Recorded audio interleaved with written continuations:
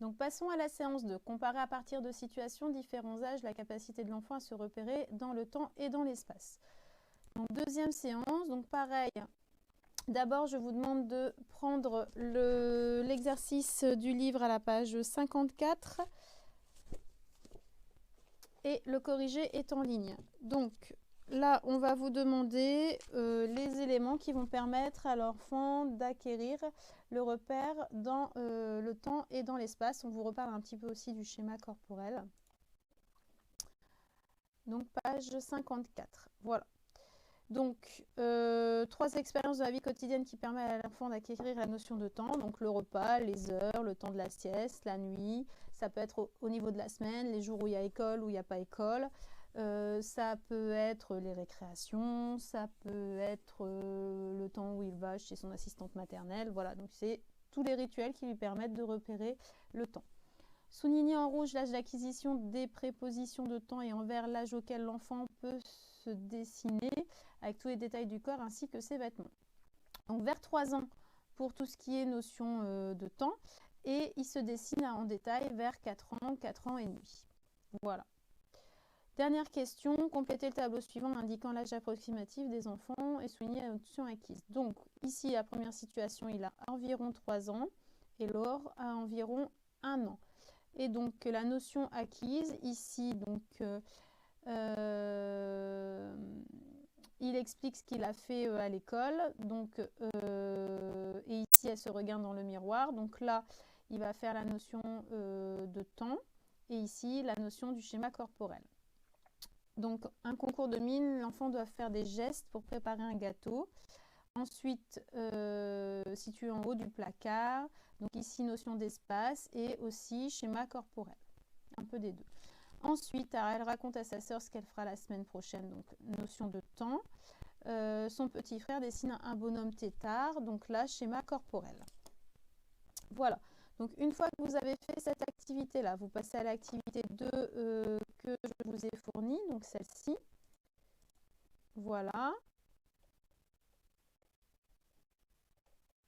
Activité 2.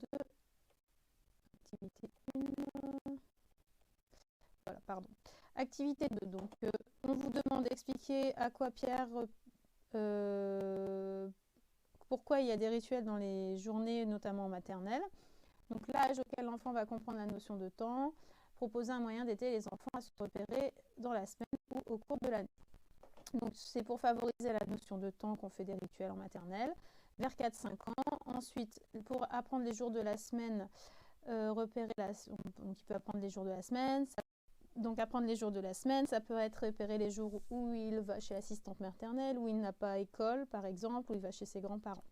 Dans l'année, son anniversaire, Noël, les dates importantes, les jours importants, Pâques, par exemple, l'été, le printemps, les saisons, ça peut être aussi une bonne aide. Donc, une fois que vous avez fait ceci, vous avez corrigé les activités du livre et celles que je vous ai fournies en plus. Vous avez, pour se repérer dans le temps, une autre activité que je vous ai fournie, donc cette fois-ci, se repérer dans l'espace. Donc l'autre activité que je vous ai fournie, que vous faites. Donc, pareil, vous avez une série de questions et le corrigé est également présent dans la trame. Voilà, il apparaît.